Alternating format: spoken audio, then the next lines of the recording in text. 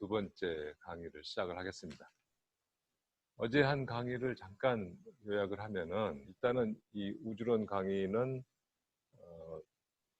현대 우주론에 대한 빅픽처, 공간적으로나 또 우주의 역사, 시간적으로나 또 그 안에서 일어난 여러 가지 현상들, 우주의 역사를 크게 조망해보는 그런 시간을 갖는 것이 목적이었고, 나아가서 현대 우주론에서 현재 어떤 연구 분야가 활발하게 이루어지고 있는가 하는 것을 여러분들한테 알려주는 정도입니다.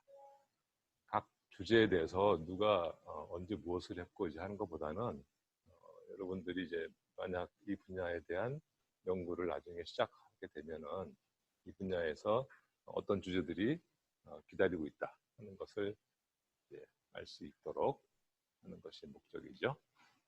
어제 한 얘기를 잠깐 요약을 해보면은요, 맨 처음에 한 얘기가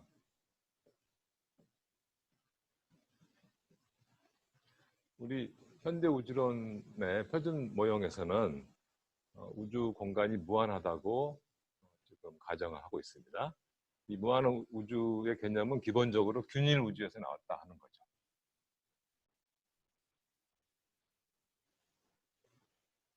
그러니까 우주의 모든 것이 동등하고 균일한 그런 우주는 이제 세 가지 종류가 있는데, 공간의 공률이 평탄한, 공률이 0인 평탄한 우주라는 사실을 이제 관측적으로 우리가 입증해 나가고 있기 때문에 우리가 평탄한 우주가 이제 표준 우주 모형이 됐는데, 평탄한 우주에서는 우주 공간의 부피가 무한대라는 거죠. 그 다음에 이 무한한 우주 공간이 팽창한다는 사실을 이제 사람들이 알게 됐죠. 그것은 실은 이제 관측적인 사실은 우주 공간이 팽창한 걸 아무도 본 적이 없어요. 그래서 관측 사실이라기보다는 하나의 해석인 거죠. 관측 사실은 뭐냐면은 멀리 있는 은하일수록 더 붉게 보인다. 이게 관측 사실입니다.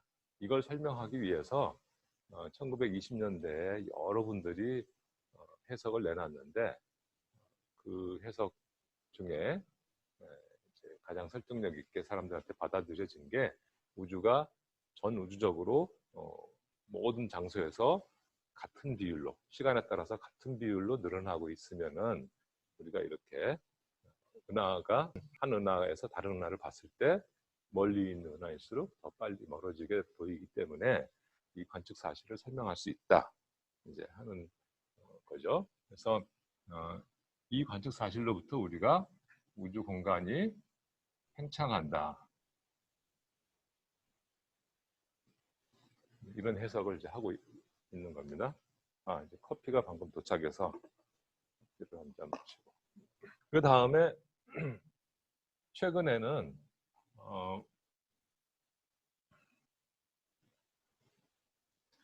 팽창률, 팽창 가속도, 팽창률의 시간적 변화를 직접 잴 수 있게 됐어요. 그래서 우주가 과거에는 감속 팽창을 하다가 한 7, 8억 년 전부터 우주가 가속 팽창을 시작했다 하는 사실을 직접 측정을 하게 됐습니다. 그래서 이 감속 가속 팽창을 우리가 측정함으로써 알게 된 사실이 이제 몇 가지 있는데, 이제 그 중에 하나가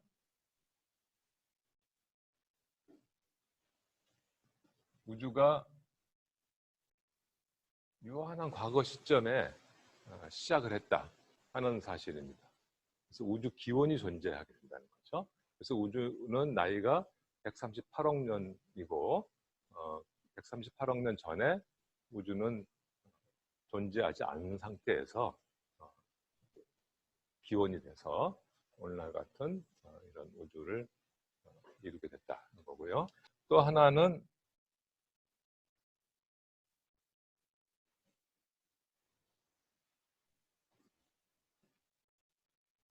현재 우주가 가속 팽창을 하고 있는데, 이 가속 팽창을 어떻게 설명할 거냐? 우주 안에 중력이 청력인, 만유 청력이죠. 만유 인력이 아니라 그런 물질이 만약 있다면은 중력이 인력인 그런 물질이 있음에도 불구하고 이 청력인 물질의 역할이 더 커서 우주가 지금 가속 팽창을 할 수 있다 하는 거죠. 물론 관측에 따르면 과거에는 우주가 감속 팽창하고 있었어요. 그래서 과거에는 이 청력인 물질의 영향이 적었고 과거로 갈수록 이제 무시할 수 있을 만큼 이제 적고, 그러다가 최근에 와서 이 청력인 물질이 더 중요해져서 우주의 역학을 좌지우지하게 돼서 지금은 이제 가속 팽창 중이다 하는 겁니다. 그래서 이 AW닷을 측정함으로써 우리가 이제 이 두 결론을 이제 갖게 된 거죠. 세 번째 제가 얘기했던 것은 우주를 관측한다고 하는 경우에 우리가 무엇을 보게 되느냐? 여러 시간마다 우주 공간의 여러 장소에 있는 그 곳을 다 볼 수는 없고 시공간에서 그 아주 어떤 단면을 보게 됩니다. 그러니까 나하고 빛의 속도로 연결되어 있는 지점들, 그 점만 보게 되는 거죠. 그래서 나를 중심으로 예를 들어서 내가 1억 년 전을 본다. 그러면 1억 년 동안 빛이 날아간 그 거리가 있겠죠. 그 거리에 그 구각이 있을 텐데 그 구각만 보는 거죠. 그리고 10억 년 전이다. 그러면 더 멀리 있는 반지름이 더 큰 원 구의 그 표면, 그 각만 보는 거죠. 이렇게 나하고 빛의 속도로 연결된 그 시간과 공간의 지점만 내가 보게 되는 겁니다. 그 사실을 이제 하시면 되겠고요. 다음에 뭐 우주 공간이 이제 팽창하고 있다는 사실에서도 어느 정도 암시하고 있지만 정상 우주론, 스테디 스테이트 코스몰로지 경우에도 우주는 팽창하고 있죠. 하지만 이제 우주 물질이 계속 생겨나고 또 새로운 별과 은하가 생겨나면서 겉보기에는 변화가 없는 것처럼 보이는데 우주가 팽창하면서 실제로 우주의 상태가 계속 변하고 있다는. 그래서 과거에는 온도가 아주 높고 밀도가 아주 높은 상태에서 우주가 팽창함에 따라서 온도가 떨어지고 밀도가 떨어지는 그리고 그러면서 또 그 안에서는 또 천체가 생겨나고 늙어서 이제 죽고 새로운 천체가 생겨나고 이제 그런 변화가 일방적으로 돌이킬 수 없이 일어나고 있다 하는 우주 진화론이 현재의 표준 우주 모형입니다. 그래서 대폭발 우주론이 우주 진화론의 이제 대표적인 경우고요. 그래서 우주가 진화하면서 시간에 따라서 공간이 어떻게 팽창하고 그 안에서 물질이 무슨 변화를 일으키고 있고 또 천체가 어떤 천체가 언제 생겨나고 있고 이런 시나리오를 다 이제 우리가 알아내는 것이 우주론을 하는 겁니다. 자, 그래서 오늘은 물질 얘기를 잠깐 해보겠어요. 여러분들이 이제 암흑물질하고 암흑에너지 얘기를 여러 가지 채널을 통해서 들으셨을 텐데 암흑물질이 인지된 것은 벌써 90년이 됐어요. 1930년대 이제 인지되기 시작을 했으니까. 그리고 암흑에너지는 암흑에너지라는 말은 사실은 이제 훨씬 뒤에 생긴 말이고 우주 상수에 대한 의심은 굉장히 오랫동안 그건 이제 100년이 됐는데 의심이 됐지만 한때 이제 주목을 받다가 다시 아니 무슨 쓸데없는 그런 항을 생각하느냐 그래가지고 또 무시되기도 하고 그래서 지난 100년 동안 이제 등장했다가 퇴역하기도 하고 뭐 그러다가 90년대 후반에 사실은 이제 90년대 초부터 굉장히 힘을 받고 있었죠. 그러다가 90년대 후반에 이제 우주 가속 팽창이 측정되면서 암흑 에너지가 이제 확고하게 표준 모형으로 들어오게 된 겁니다. 그래서 우주의 구성 물질이 뭐냐? 물리학적인 관점에서 봤을 때는 우주의 구성 물질은 쿼크와 경입자, 그다음에 게이지 보존, 그다음에 힉스 보존, 이렇게 네 가지 종류의 이제 기본 입자가 있는 거죠. 그리고 오늘 방금 말씀드린 암흑물질, 아직 정체를 모르기 때문에 암흑물질 중에 일부는 이런 물질이에요. 그렇지만 이제 암흑물질의 대부분은 기존에 우리가 알고 있는 이런 물질이 아닌 그런 물질일 거라고 생각이 드는 거죠. 그리고 암흑 에너지가 있고, 잘 아시겠지만 이제 쿼크는 중입자나 메존 같은 것을 만드는, 우리가 보고 있는 이 모든 물질의 질량을 대부분 쿼크로 이루어진 물질들, 양성자, 중성자 이런 걸로 되어 있는 거죠. 그리고 이제 경입자나 이제 뮤온이나 전자나 이런 거고, 이것은 이제 이런 입자들 힘, 여러 가지 우리 네 가지 힘이 있죠. 이런 힘을 전달해주는 입자고, 이건 질량을, 이런 입자들의 질량을 만들어주는 입자들이고, 이것도 아직 모르죠. 물리학적으로 보면은 이제 이렇게 기본 우주를 채우고 있는 기본 물질이 이렇게 돼 있는데, 천문학에서는 다르게 얘기를 이제 하겠죠. 천문학에서 우주에 있는 물질은 뭘로 이루어져 있느냐? 기체. 기체라고 하기는 좀 그런데 별과 별 사이에 이제 별을 만들 수 있는 원료로서 가스들이 있죠. 기체. 그 다음에 성간 먼지. 기체라기보다는 그런 기체를 이루고 있는 입자들이 여러 개 이제 붙어가지고 이제 만들어져 있는, 뭐 우리 지구는 성간 물질 중에 먼지가 엄청나게 많이 뭉쳐 있는 것이 이제 행성이죠. 그래서 그 다음에 이제 행성, 별, 은하, 그리고 암흑물질, 암흑에너지. 천문학적인 관점에서 봤을 때 우주에 있는 물질은 가스와 더스트와 행성, 별, 은하, 암흑물질 이렇게 되어 있습니다. 이것이 이제 우주를 채우고 있는 물질에 대한 픽처예요.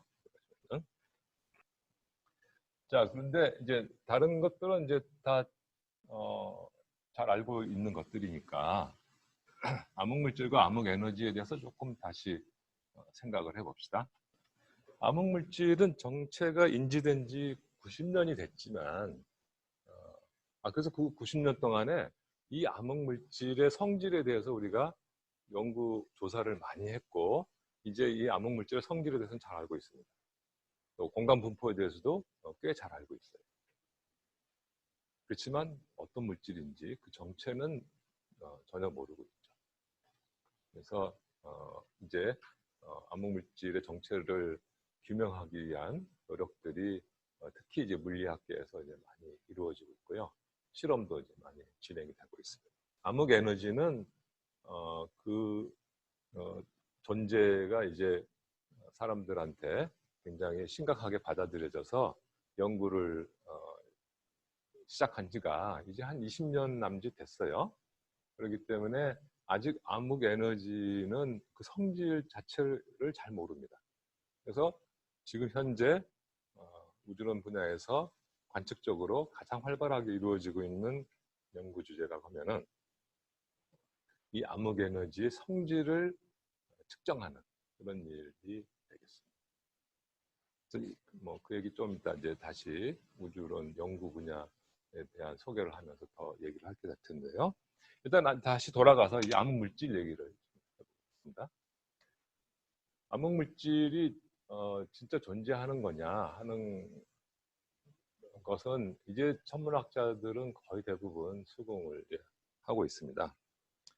처음에는 이게 많이 받아들이지 않았죠. 마치 지금 암흑 에너지를 아직도 못 받아들이는 분도 계시는 것처럼 이제 암흑 물질도 받아들이기 어려운 분들이 많이 있었는데, 여러분 잘 아시겠지만 이제 처음에 이것이 인지된 것은 안정된 천체가 생겨날 때 처음에는 이제 그 중력이 이제 우세한 지역으로 물질이 이렇게 그 모여서 막 이제 뭐 혼돈의 상태에 빠지게 되죠. 그러다가 어떤 놈은 에너지를 잃어버려서 이제 중심에 점점점 모여들고, 어떤 놈은 이제 에너지를 과도하게 받아서 이제 도망가게 됩니다.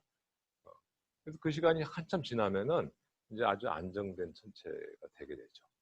그래서 이 안정성을 유지하려면은 완전히 모여서 그 한 덩어리가 되거나 아니면은 궤도 운동을 해야지 되겠죠.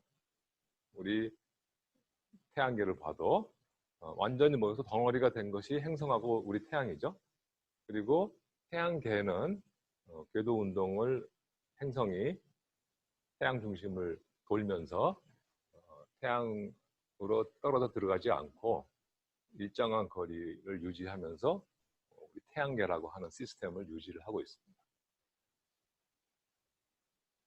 그래서 안정된 계를 우리가 봤을 때 이 그 궤도 운동을 하고 있는 천체들의 속도를 재면은 그 시스템 안에 있는 질량을 우리가 계산을 할 수가 있죠.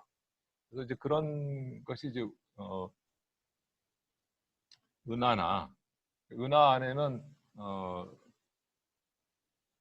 여러 별들이 은하 중심으로 돌고 있죠.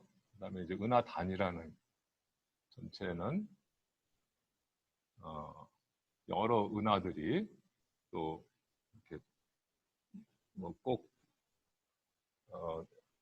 동일한 방향의 원운동은 아니지만 개개의 은하들이 은하단의 질량 중심으로 이렇게 궤도 운동을 하고 있습니다. 그래서 얘네들이 속도를 재면은 이제 이 안에 있는 물질의 양을 잴 수가 있는데 우리가 눈에 보이는 별의 개수, 또 별의 질량을 다 합친 거, 또 눈에 보이는 은하의 개수, 은하의 질량을 다 합친 그 질량으로는 이 속도를 유지할 수가 없을 정도로 속도가 굉장히 빠른 거죠. 그래서 눈에 보이지 않는 물질이 있을 것이다.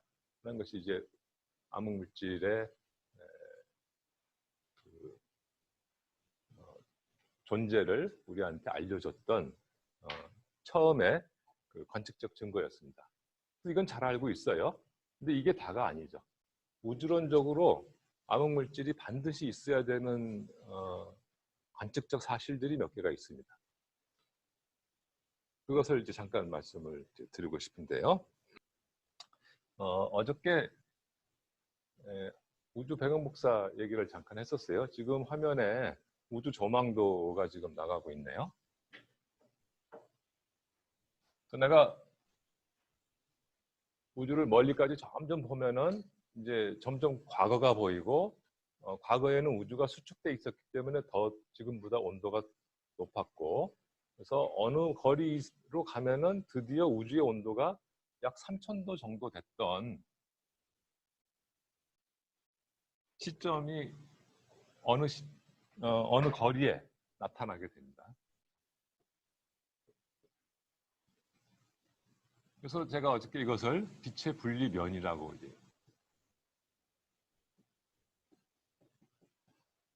그렇다는 거죠. 그래서 이 당시에는 이전에는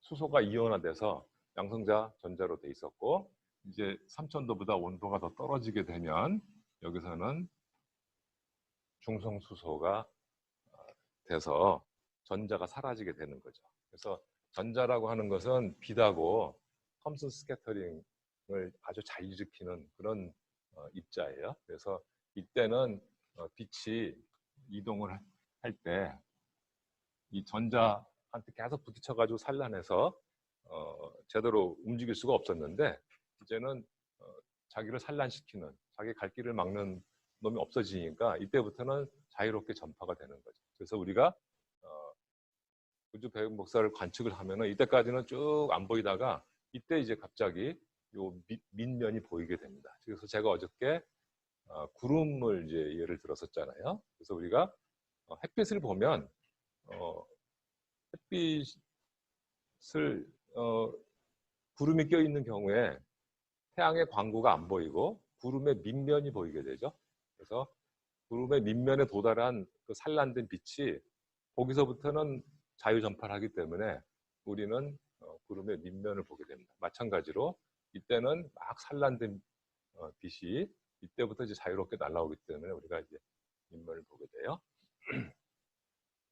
근데 이제 이런 상황을 생각해 보세요. 태초에 우주에 시공간이 생기고 그 안에 물질이 생겼어요. 그런데 물질이 전 우주에 아주 균일하게 생겼으면 시간이 지남에 따라서 아무 일도 안 일어나겠죠. 어디에는 중력이 좀 크고 어디에는 중력이 좀 작아야 중력이 큰 곳으로 모여서 물질이 더 이제 집중이 되면서 천체가 생겨날 텐데. 그래서 오늘날 천체가 생겨났다는 사실은 우주 초기에 물질 분포에 높낮이가 있었다는 것을 뜻하는 겁니다. 그래서 초기 우주에 물질의 요동이 발생했다. 우리가 그렇게 얘기를 하죠. 그 발생된 요동이 우주 내내 이제 존재하게 되는데 이때도 존재했겠죠. 빛이 분리하던 시점에 어디에는 밀도가 높고요, 어디는 밀도가 낮고 이런 지점 방향에 따라서 우리가 여기를 봤을 때는 밀도가 높고 여기를 봤을 때 밀도가 낮아요.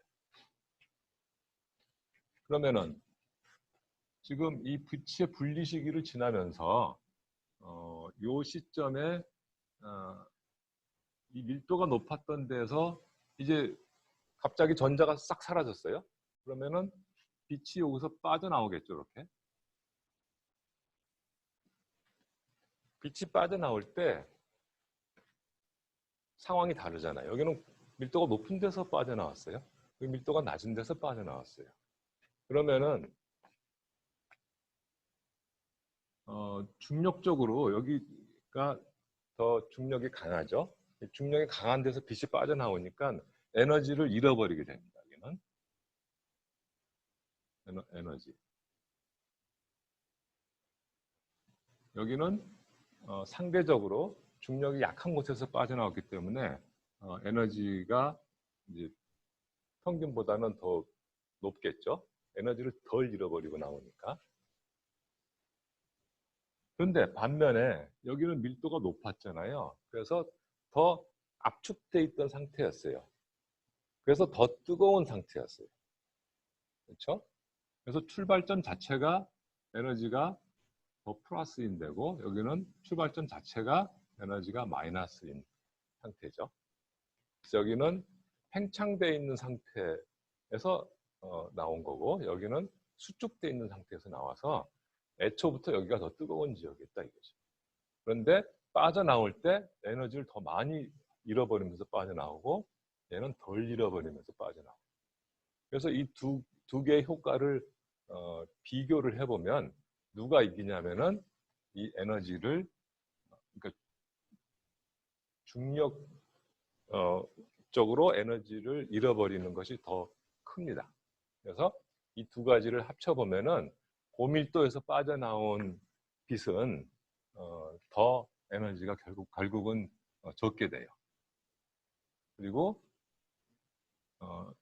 밀도가 낮은 곳에서 빠져나온 그런 빛은 상대적으로 더 뜨거운 빛으로 우리가 보이게 됩니다. 이 두 개가 정확하게 상쇄되지 않고 이게 조금 더 우세한 양이 더 크다는 거죠. 그래서 우리가 여기서 이렇게 보면은 태초에 생겨났던 요동이 이 빛의 분리를 되면서 우리가 구름 밑바닥을 이렇게 보니까 어디는 좀 더 우주 배경 복사가 온도가 높고 어디는 좀 낮다 이거예요. 그런데 그건 무엇을 뜻하느냐? 온도가 조금 높은 데는 이 구름 밑면에 보이는 요 시점에 밀도가 낮은 곳에서 나온 빛이에요. 그리고 조금 상대적으로 차가운 우주 배경 복사 방향은 밀도가 더 높은 곳에서 왔다는 거죠. 그래서 우주 배경 복사의 온도 요동을 우리가 보면 이 당시에 우주가 지금보다 1000분의 1 더 수축돼 있었던 이 과거 시점에 물질 요동의 밀도 요동을 우리가 보고 있는 거나 다름없다는 거죠.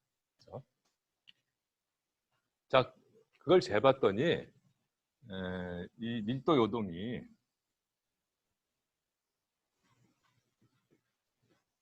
약 10만 분의 1 정도더라 하는 겁니다. 10만 분의 1. 자, 오늘날의 초나단 규모의, 그러니까 수십 메가파섹 규모의 물질을 이렇게 크게 봤을 때 밀도 요동은 오늘날 약 1 정도 됩니다. 1. 평균 밀도에 비해서 평균 밀도만큼 오르락내리락 한다는 거죠.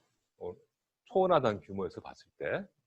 그런데 그런 초나단 규모에서의 밀도 요동이 빛의 분리 시기에 10만 분의 1이었다는 거예요. 그럼 우주가 1000배 팽창하는 동안에 밀도 요동은 10만 배 성장해야 되죠. 그런데 우리가 밀도 요동의 진화를 계산할 수 있어요. 우주 모형을 가정하면 밀도 요동이 시간에 따라서 어떻게 증가하느냐. 예를 들어서 어저께 프리드만 이퀘이션을 제가 잠깐 적었었는데 여기 이제 다시 한번 적겠습니다. 우주 상수가 없고 또 우주가 평탄한 그런 우주를 생각해봐요. 그러면 이 두 개 항만 있겠죠? 운동 에너지에 해당되는 이 항과 중력 에너지에 해당되는 항. 그래서 토탈 에너지가 제로인 그런 우주가 있을 거예요. 그런 우주인 경우, 이게 우리가 상식적으로 생각할 때 가장 생각하기 쉬운 그런 우주죠. 이건 아인슈타인 드시터 유니버스라고 합니다. 그래서 우주 상수 없고 우주의 총 에너지가 제로여서 공간적으로 평탄한, 그래서 이 에너지 텀이 제로인 거죠. 그래서 이 중력 에너지 텀과 운동 에너지 텀이 비기고 있는 그 우주에서는 이 우주에 밀도 요동이 있으면 그 밀도 요동은 공간 팽창에 비례하게 됩니다. 그러니까 우주가 1000배 팽창을 하면 밀도 요동은 1000배 증가하게 돼 있어요. 그러니까 저 우주 모형은 이걸 설명할 수 없다는 걸 알 수가 있죠.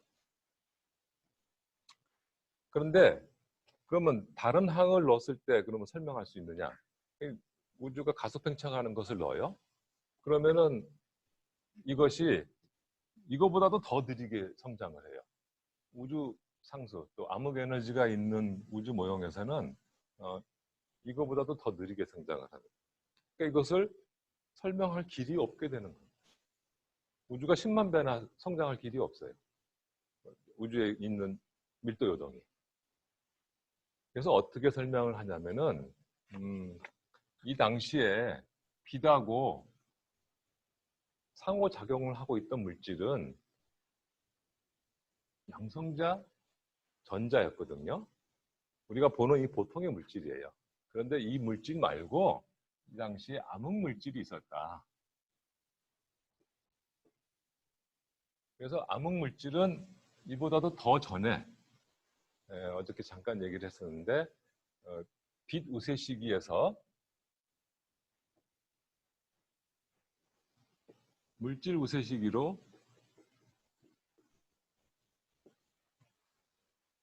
이제 바뀌게 되는 그 시점이 있는데 빛 우세 시기에서는 우주의 다이나믹스를 빛 밀도가 좌우하게 되고요. 이제 우주 공간이 팽창을 함에 따라서 빛의 에너지 밀도는 팽창의 4승으로 밀도가 떨어지게 되는데 물질은 팽창의 3승으로 떨어지게 돼요. 그래서 시간이 지나면은 결국은 물질 밀도가 더 중요해지는 거죠. 그래서 이제 빛 우세 시기에서 물질 우세 시기로 이제 바뀌게 되는데 그때부터 밀도가 높은 곳에서는 중력에 의해서 이제 물질이 성장을 하게 됩니다. 그래서 태초에 있는 밀도 요동이 물질에, 근데 그 물질은 지금 뭐 발연하고, 그러니까 우리 보통 가스하고 암흑물질 두 개가 다 같이 있었다고 생각을 할 수 있겠죠. 그래서 물질 우세 시기에 도달하면은 암흑물질이 드디어 이렇게 뭉치기 시작합니다. 그런데 암흑물질은 이제 성장하기 시작하는데 이 발연은 전자를 통해서 빛하고 계속 상호작용을 하면서 성장을 하지 못해요. 빛도 가는데 전자한테 걸리지만 전자도 가는데 빛한테 걸리는 거죠. 그리고 전자가 가면은 양성자도 끌려가게 돼요. 그래서 빛이 물질 우세 시기에 도달했음에도 불구하고 빛하고의 산란 때문에 가스는 요동이 성장을 못하게 돼요. 하지만 암흑물질은 성장을 했죠. 그래서 요 값은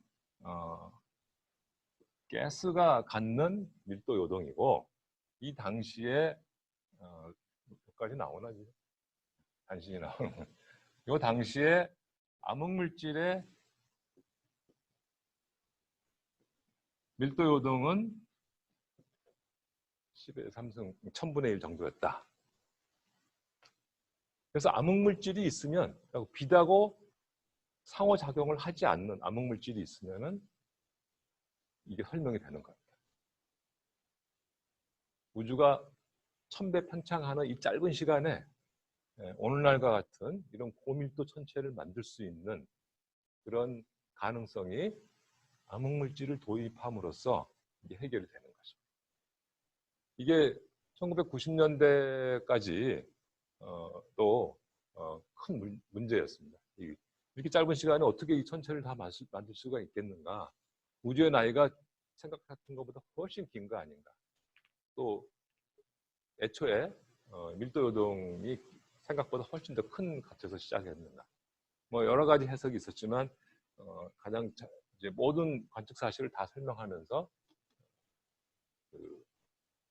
자연스럽게 이 문제를 해결하는 것이 암흑물질을 도입함으로써 이걸 해결합니다.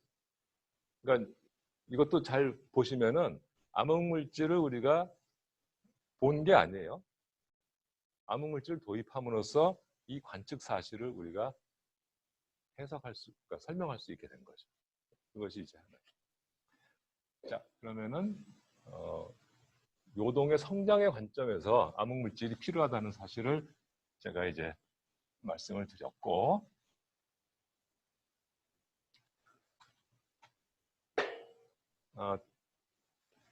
두 번째로는 이 암흑물질이 정체가 뭐냐, 암흑물질의 성질을 또 우리가 이해하게 됐다고 그랬는데, 자, 그러면은 암흑물질이 있다는 것을 우리가 인정을 해요.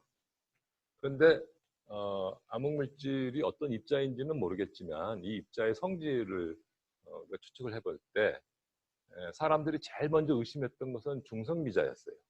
중성미자는 이미 존재한다는 사실이 알려졌고, 이 중성미자의 질량이 최근에서야 이제 존재한다는 것이 이제 알려졌지만 그 당시에도 중성미자가 질량이 있을 수 있다 하고 이제 생각을 했죠.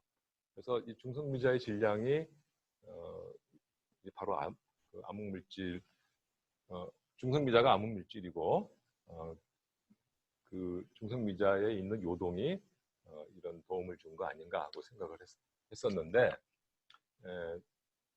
그렇지 않다 하고 또 주장하는 사람이 있었죠. 중성미자는 질량이 사실 거의 없는 정도이기 때문에 그 속도가 거의 빛의 속도로 날아가게 됩니다. 그래서 만약 요동이 이렇게 있었으면 요 당시에 우주의 나이가 있겠죠. 그 당시에 우주의 나이 정도의 거리를 중성미자가 날아다니게 되죠. 그러면은 애초에 이거보다 더 작은 스케일의 요동이 있었을 때 물질을 이루고 있는 대부분의 질량이 중성미자라고 하면 이 요동이 다 지워져 버리겠죠.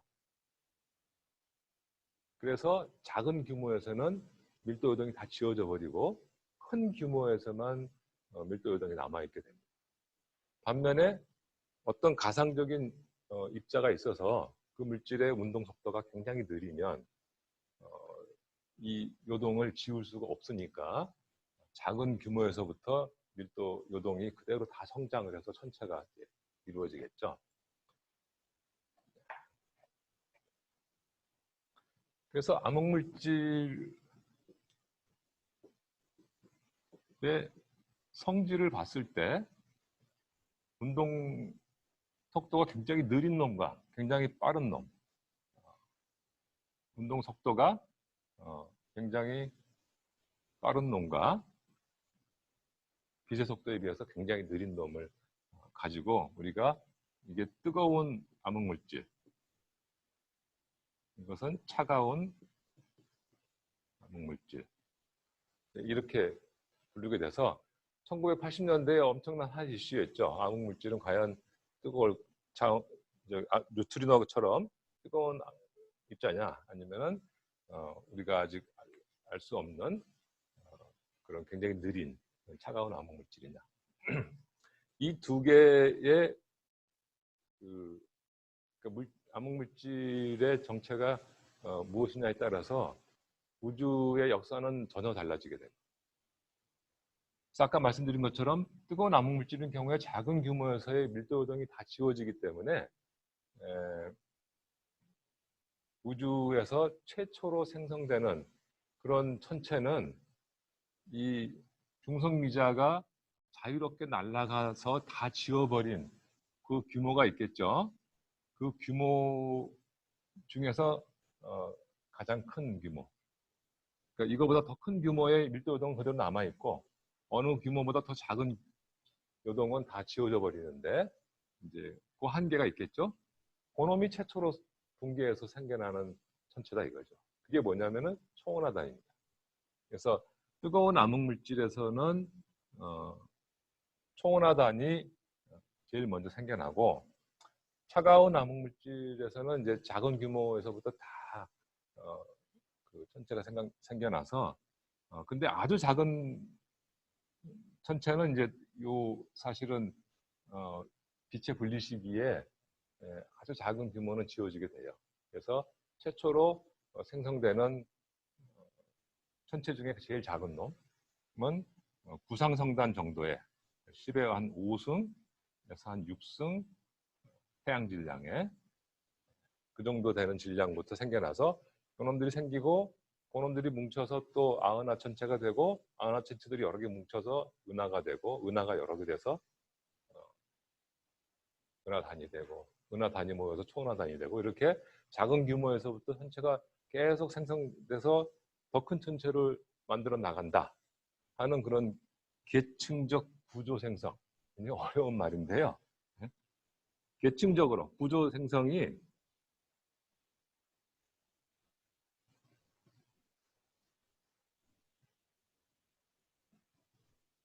계층적으로 일어난다. 작은 규모에서부터 이렇게 쭉 생겨나서 시간적으로 큰 규모로 진행이 된다 하는 것입니다. 하이라키컬 스트럭처 포메이션이죠. 반면에 뜨거운 암흑물질인 경우에는 작은 규모가 다 지워져 버리기 때문에 처음으로 생겨나는 것이 초온화단 규모의 큰 천체고 그 천체들이 붕괴해서 이제 뭐 붕괴하면 이제 가스들이 뭐 서로 부딪혀서 열이 나고 이제 그러겠죠. 그래서 그것들이 식으면 별 생성에서 이루어지는 것처럼 그 가스가 이제 그 중력적인 붕괴를 하게 되면은 밀도가 올라가게 되면은 이제 더 작은 규모도 붕괴를 스스로 할 수 있게 됩니다. 그래서 이 얘네들이 서로 깨지면서 부분 생겨나게 돼요. 그래서 그걸 이제 뭐라고 해야 되죠? 프래그멘테이션을 어떤 분열이 생기게 되는 거죠. 그래서 별들이 납기별이 생기지 않고 보통 별들이 집단으로 생기잖아요. 그렇죠? 그래서 산계성단 같은 것들이 이렇게 한꺼번에 생기고 그 별들이 흩어져서 이제 이런 별이 되는 거죠. 마찬가지로 은하도 큰 규모의 물질이 뭉쳐서 이제 있다가 얘네들이 식게 되면은 부분 갈라져서 이제 초은하단이 은하단을 만들고 은하단 규모의 물질이 또 분열이 되면서 은하가 만들어지고 은하가 분열되면서 별이 만들어지는 완전히 반대로 천체 생성이 진행이 되는 겁니다. 그래서 이 뜨거운 암흑 물질로 만약 우주가 구성되어 있으면 이것은 우주가 탑다운으로 천체 생성이 진행이 되고 차가운 암흑 물질로 우주가 구성이 되어 있으면 우주는 바텀업으로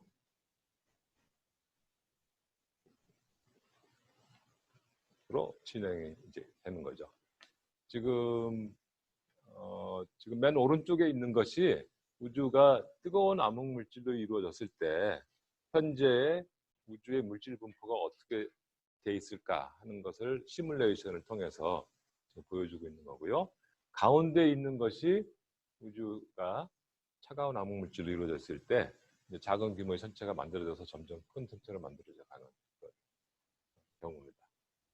저건 이제 물질 전체를 다 보여주고 있는 거이긴 하지만 여기서 은하들을 찾아가지고 그 분포를 보이고 그것을 관측된 우주의 은하들 분포하고 비교해 보면은 단연 차가운 암흑 물질의 우주상이 실제 관측된 우주상하고 일치한다는 것을 우리가 알 수가 있습니다.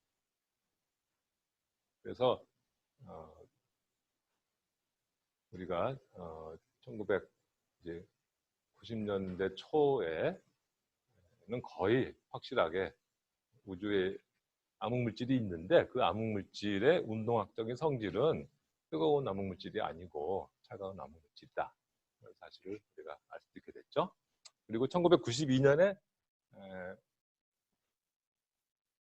물질 분포의 파워 스펙트럼을 처음으로 쟀어요. 지금 저 그림의 중간 아래에 파워 스펙트럼이라고 하는 것이 그려져 있는데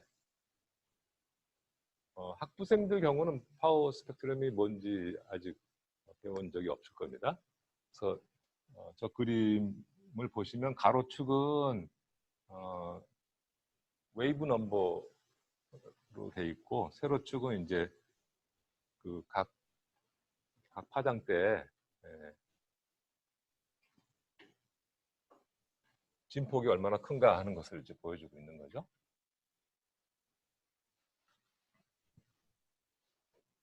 여기에 임의의 밀도 요동이 있다고 합시다. 그래서 이쪽은 공간이고요. 세로축은 지금 물질의 밀도를 나타내고 있어요. 그래서 어디는 밀도가 높고 어디는 밀도가 낮고 뭐 이런 상황을 이제 우리가 지금 생각하고 있는데 이것을 이제 수학적으로 표현을 이제 할 때 여기 보면은 크게 보면 여기가 약간 고밀도가 이렇게 있고 다시 고밀도가 있고 이렇게 이런 큰 웨이브 하나를 생각할 수 있겠죠. 그 다음에 또 이제 작은 웨이브를 또 여기다 얹혀서 그래서 실제 관측된 밀도 요동을 내가 여러 개의 사인 함수로 이렇게 사인 함수들의 합으로 이걸 표현할 수 있겠죠. 그런데 그러니까 주기가 다르고 진폭이 다른 이 파동들의 합으로 표현할 수 있는데 이 진폭을 잘 조절해야 이걸 만들어낼 수 있겠죠. 그렇죠? 그래서 파장이 긴 놈과 파장이 짧은 놈과 이런 놈들의 진폭을 잘 조절하면 이걸 만들 수 있는 겁니다. 그렇게 만든 다음에 그 진폭들을 전부 파장의 함수로 쭉 그림을 그린 거 그것이 파워 스펙트럼이에요. 그래서 여기는 장파장이고 여기는 단파장인데 지금 파워 스펙트럼이 이런 모양을 가지고 있죠. 그래서 한 중간 정도 되는 파장에서 파워가 진폭이 굉장히 크고요. 파장이 아주 긴 놈, 그런 놈은 우주의 밀도를 설명하는데 진폭이 좀 덜 필요하고 덜 크고 또 아주 그 짧은 파장, 작은 규모의 밀도 요동을 설명하는 놈은 또 그렇게 진폭이 크지 않아도 됩니다. 그래서 이것이 이제 관측된 우주의 파워 스펙트럼인데, 뜨거운 암흑 물질인 경우 아까 제가 뭐라고 말씀드렸냐면은 작은 규모의 밀도 요동은 다 지워져서 없어졌다는 거죠. 이런 그 뜨거운 암흑 물질들이 거의 빛의 속도로 그 우주의 나이 동안 돌아다녔기 때문에 밀도 요동이 다 지워진 거죠. 그래서 뜨거운 암흑 물질인 경우에는 파워 스펙트럼이 이런 식으로 일정 규모 이하의 규모에서는 파워가 아예 없게 됩니다. 작은 파장의 그런 요동은 없다는 거죠. 그런데 차가운 암흑 물질은 이렇게 남아 있어서 모양이 다른데, 지금 저 그림에서 점들이 관측치입니다. 실선이 차가운 암흑 물질이고요.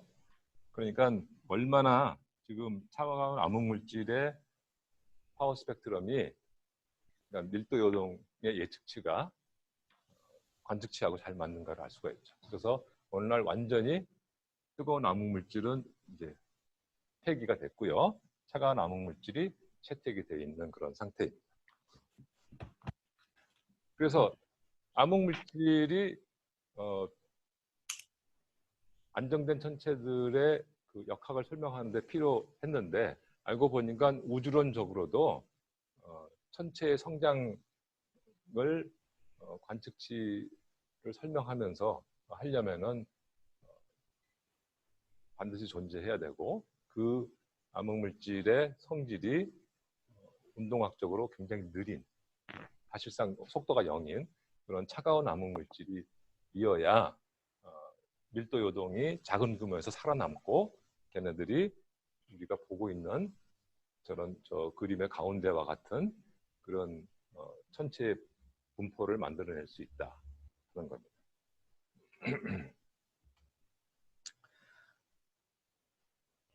예, 그래서 암흑물질 얘기를 상당히 자세하게 그래도 말씀드렸어요. 이제 암흑물질이 굉장히 암흑물질 도입이 성공적이구나 하는 걸 여러분들이 이제 인정을 하게 됐을 겁니다. 이런 결론에 도달하는데 정말 거의 100년이 걸렸습니다. 시간이 많이 걸렸는데, 암흑 에너지도 그럼 한번 생각을 해보죠.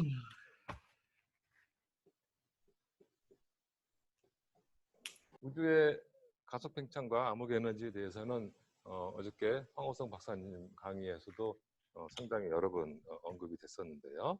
그래서 제가 이제 간단히만 얘기를 하면은 아까 얘기 드린 대로 암흑 에너지의 존재가 이제 결정적으로 인정이 된 거는 우주의 그 팽창 가속도를 측정한 그것 때문이죠. 근데 이것을 측정했다고 우리가 얘기하는 것은 사실은 사실이 아니고 직접적인 측정치는 그 어저께도 이제 디스턴스 마듈러스, 초신성들의 디스턴스 마듈러스를 우리가 이제 측정을 했던 건데요. 그러니까 멀리 있는 나무위키 처음 나오겠다. 멀리라는 것이 설명 다 하고 있는데 거의 한 1 정도까지 갔을 때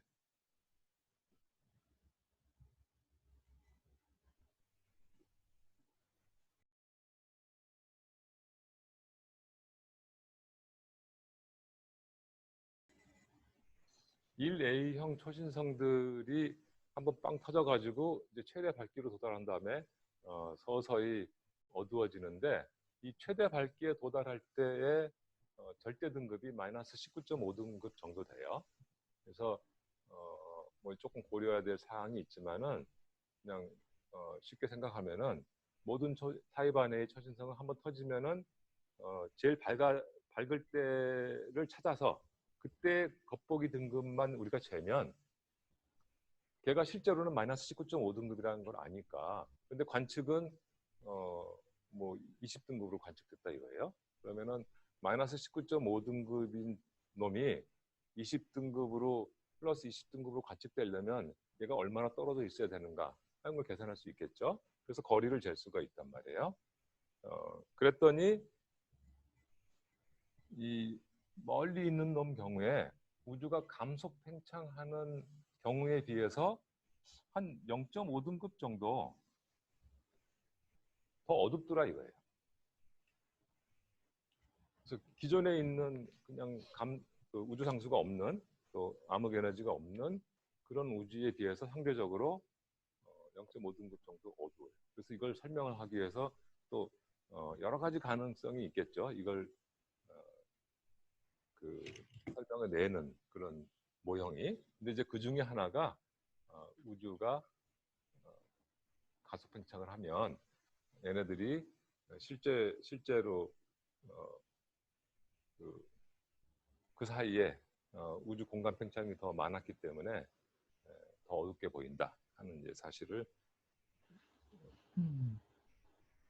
설명할 수 있게 되는 겁니다. 네. 그런데 암흑 에너지, 이걸 이제 암흑 에너지라기보다는 이제 지금 현재 표준 우주 모형은 우주 상수인데요. 우주 상수가 있을 것이라는 관측적 증거는 이보다 훨씬 전부터 많이 나와 있었습니다, 사실. 이미. 그 대표적인 예가 우주의 나이였어요. 우주의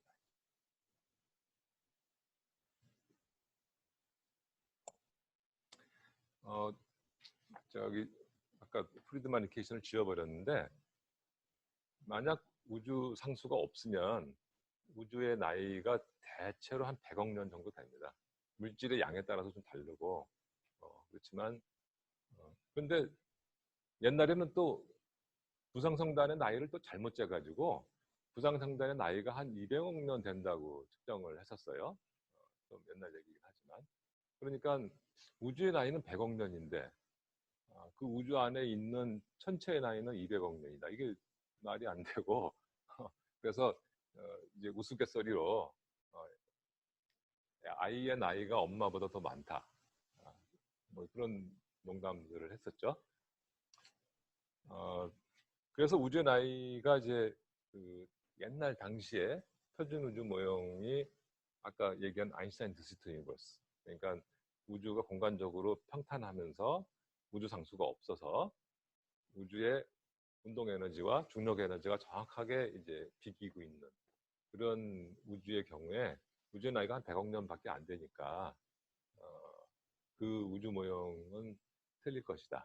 그래서 우주의 나이를 그럼 늘릴 수 있는 이론적으로 늘릴 수 있는 방법이 뭔가 하고 여러 가지 생각을 해봤지만 제일 쉬운 방법은 우주 상수를 넣으면 되는 거예요. 우주 상수를 넣으면은 그러니까 지금 현재의 우주의 팽창률은 우리가 알고 있죠. 그래서 시간에 따라서 우주에 있는 임의의 두 점 사이의 거리가 멀어져 가고 있는데 지금 이 시점에 우주의 팽창률은 우리가 알고 있어요. 그런데 이 A가 과거 어느 시점에 0이 되는 거죠. 그래서 만약 우주 상수가 없으면은 우주는 내내 감속 팽창을 했을 거고 그 감속 팽창의 상태에 따라서 과거의 어느 시점에 A가 0이 되는 우주에 존재하는 모든 두 점 사이의 거리가 동시에 0이 되는 시점이 과거에 딱 도착하게 되고 여기서부터 여기까지의 거리가 우주의 나이가 되는 거죠. 그런데 만약 우주가 지금 가속 팽창을 했고 과거에는 감속 팽창을 했으면은 똑같은 기울기를 만족시키면서 그러다가 과거에는 감속 팽창을 하게 되죠. 그래서 과거에는 감속 팽창을 하다가 어느 시점에 가속 팽창을 이렇게 하게 되면은 이때의 기울기는 이제 똑같으면서 모양이 이렇게 달라지게 되고, 그래서 우주의 나이가 이만큼 더 길어지게 됩니다. 그래서 관측된 가장 나이 많은 천체보다 우주는 나이가 많아야 되는데, 이게 우주의 나이를 늘릴 수 있는 방법이 없더라 이거예요. 그래서 우주 상수를 넣어서 우주의 나이를 늘릴 수 있기 때문에 우주 상수가 0이 아닐 것이다 하고 주장하는 분들이 이제 많이 있었죠. 초신성 관측하고 사실상 시차가 그렇게 많이 나지는 않은데,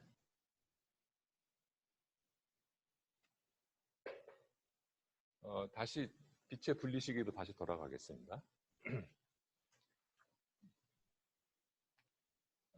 이 빛의 분리 시기에 아까 제가 고밀도, 저밀도 이런 밀도 요동의 그 존재를 이 얘기를 했었죠.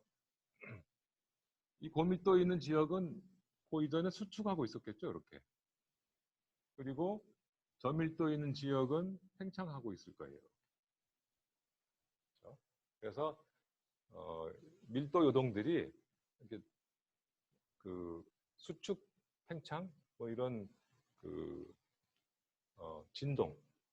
진동을 하고 있었는데, 그 진동하고 있는 것이 아주 큰 규모에서는 중력만이 중요하겠죠. 아주 큰 규모에서는. 근데 어느 일정 규모로 가면은 이 중력에 의해서 그 붕괴하려고 하는 힘과 이 속에 가스 압력이 있겠죠. 프레셔.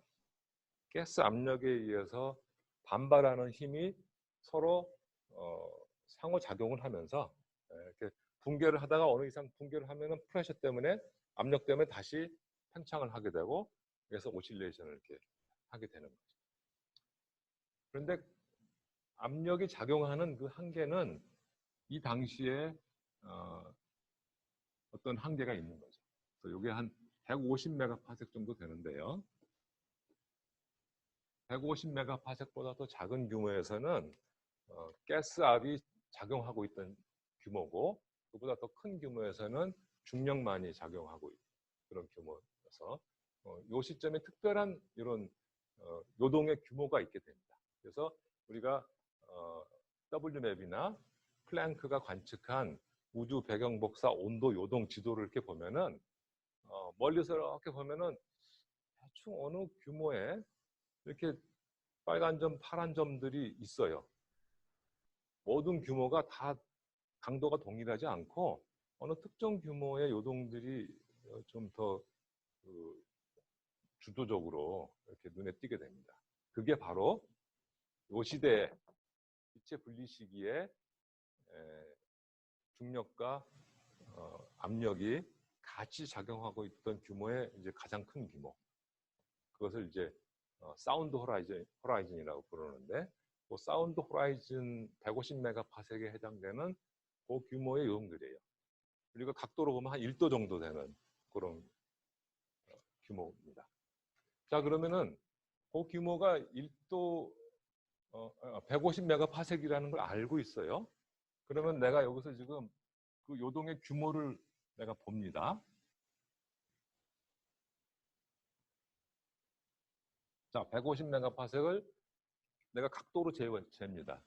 그랬을 때 이게 몇 도로 보이느냐? 이것은 우주 공간의 곡률에 달려 있어요. 만약 이게 평탄하다면 이 거리는 지금 한 14,000메가파섹 정도 됩니다. 그래서 여러분들이 중학교 때 배운 그 공식에 따르면은 L이퀄 R 세타, 이게 R이죠. 이게 세타. L은 150메가파섹이에요. 이 관계가 성립해서 세타가 딱 나오게 되겠죠. 만약 그렇게 나오면은 그건 평탄한 우주예요. 여러분들이 배운 모든 기하학은 다 유클리드 기하학이기 때문에 평탄한 공간에서 성립합니다. 근데 만약 이 각도가 그렇게 해서 계산한 각도보다 더 크면, 그래서 빛이 이렇게 도달한 거죠. 그래서 각도가 더 크면 이거는 공간의 곡률이 양수이기 때문에 양으로 굽은 공간을 빛이 날라와서 나한테 더 크게 각도가 더 크게 보이는 거죠.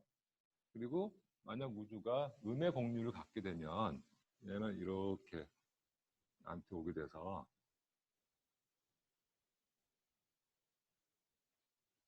아까 에리쿨 알세타로 계산한 각도보다 더 작게 됩니다. 그래서 내가 이미 150메가파섹이라는 걸 알고 있기 때문에 여기서 각도를 재서 공간의 곡률을 잴 수가 있어요. 그 곡률을 쟀더니 거의 0이더라 이겁니다. 곡률이 거의 0입니다. 그래서 우주의 곡률함 아까 이거 여러 번 적게 되는데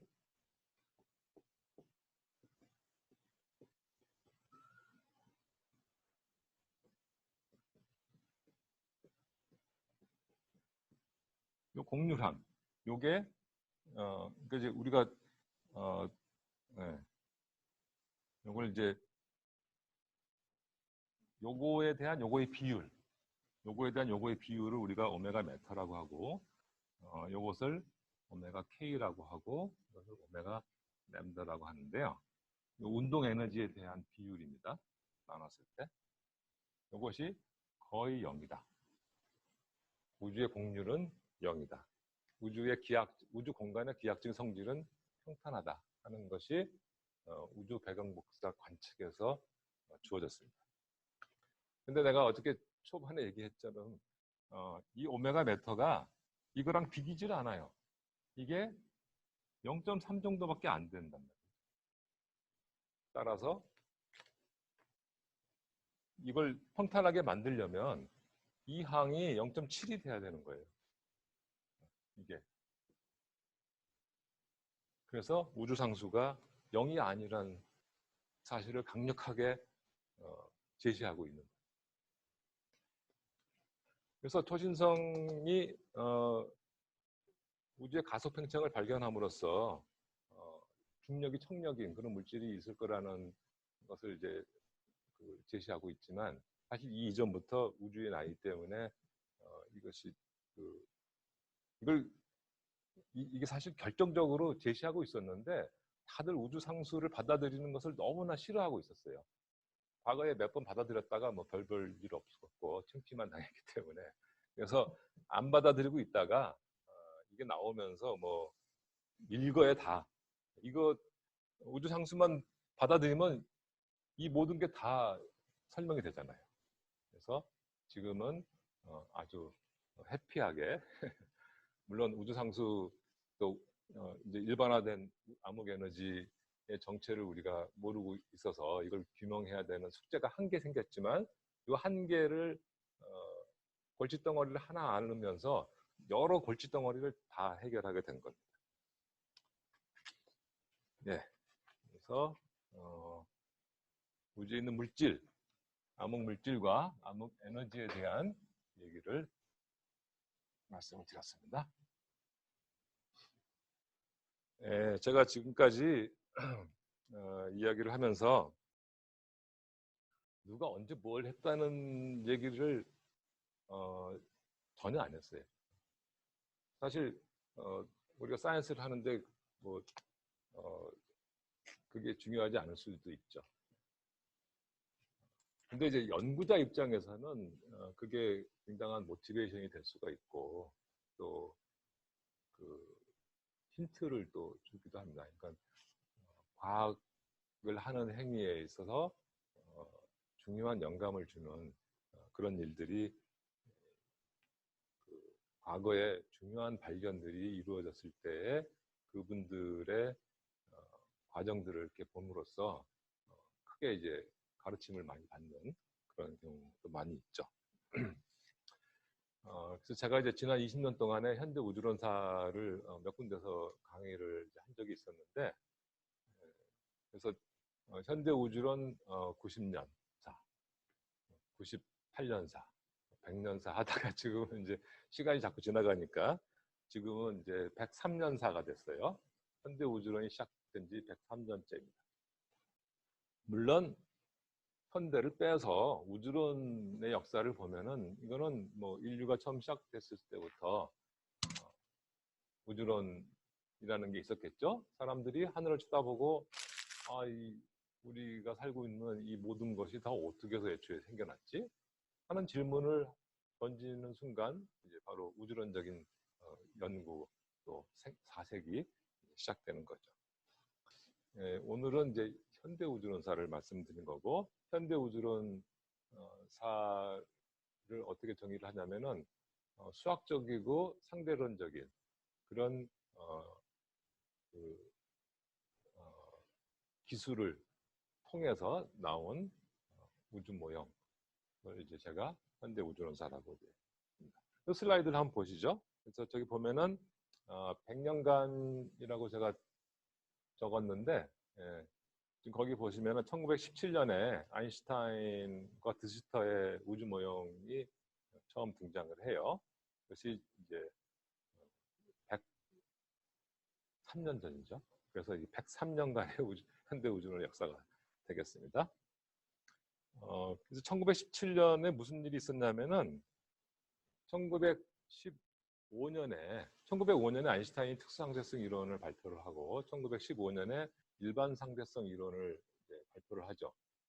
그래서 일반 상대성 이론은 어제 잠깐 말씀드린 대로 우주에 있는 모든 종류의 에너지, 그 에너지의 종류와 에너지의 운동 상태, 그것을 우측에 두고 좌측에 우주의 그 시공간의 상태와 변화, 그것이 좌측에 있는 그 식이 아인슈타인의 장방정식. 그래서 일반 상대성 이론은 물질의 양과 종류와 분포하고 시공간의 구조와 변화가 서로 상호 구속적으로 맞물려서 존재하면서 또 변화하고 있다 하는 것을 이제 얘기해 주는 거죠. 자, 그럼 아인슈타인이 일반 상대성 이론을 처음으로 만든 다음에 한번 해본 게 뭐냐면은 아인슈타인은 이렇게 우주를 보니까 늘 똑같거든요.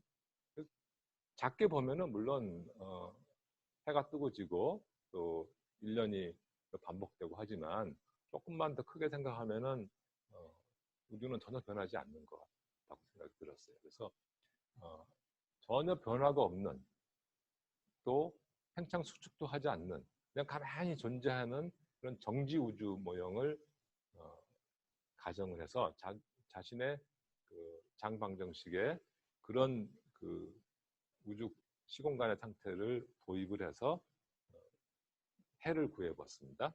그것이 아인슈타인의 정지 우주 모형이고, 그것이 인류 역사상 최초의 수학적이고 상대론적인 그런 우주 모형이 되겠습니다.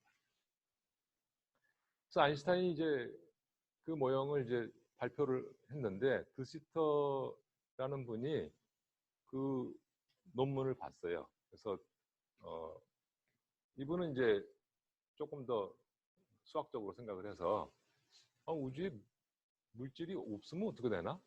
그래가지고 우주에 물질이 하나도 없는 그런 그렇지만 이제 어떤 오늘날 우주 상수라고 하는 그런 상수가 있는 그런 경우에 닫힌 우주의 구조를 갖는 그런 우주 공간이면서 가속적으로 팽창하는 그런 해가 나온다는 사실을 발견하고 곧바로 그 논문을 발표를 했어요. 그래서 2017년에 이제 2개인데 드시터의 우주 모형은 팽창 우주 모형입니다. 진화하는 우주 모형이고, 아인슈타인의 우주 모형은 그 진화하지 않는, 그 중에서도 정지된 그런 우주 모형입니다. 그래서 그것이 관측적인 아무 근거 없이 그냥 머릿속에서 상상해가지고 나온 최초의 우주 모형이 되겠어요. 그래서 제가 이 그림에서 보면은 가운데가 이제 우주 모형의 그 변화를 시간적으로 쭉 적은 거고, 좌우에 천체 관측과 우주 배경 복사 관측. 지금은 이제 조금 더 확장해서 그 멀티 메신저 관측이 오른쪽에 있고요. 왼쪽이 이제 천체 관측인데요.